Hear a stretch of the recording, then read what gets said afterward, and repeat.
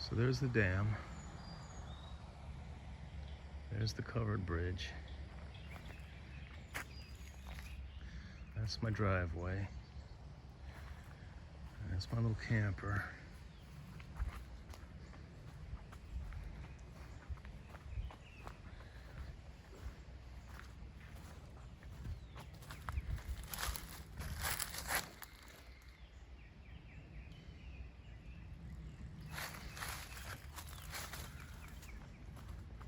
Parking spot is about level with,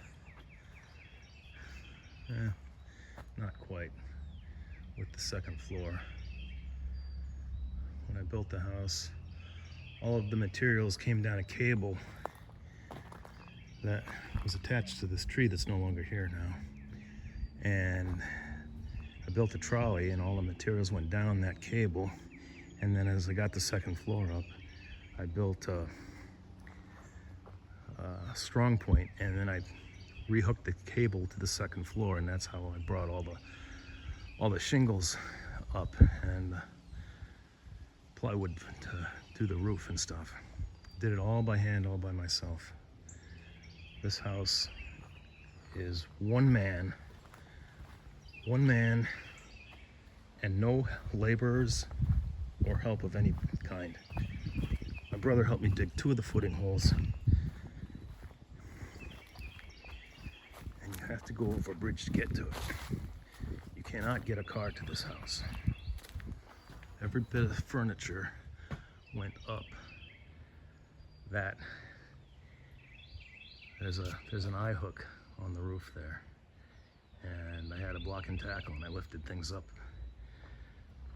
It either came across this bridge, and if it got to the second floor, it went up there.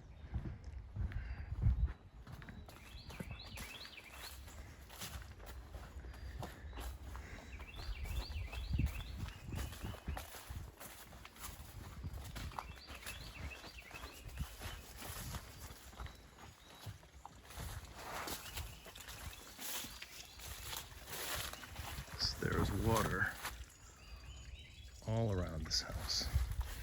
And there's a bridge in the back.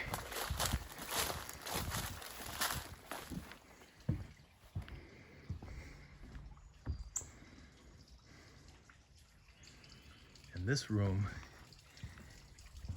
is a tornado-proof room.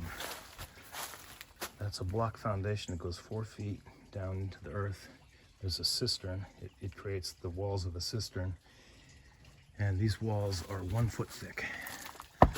That's hardy board, a 2x4 wall over an 8-inch block wall that has rebar laterally and vertically and horizontally reinforced inside of it.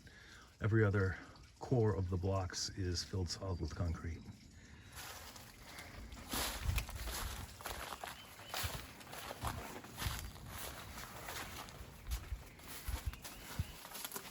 And that door is locked, so I can't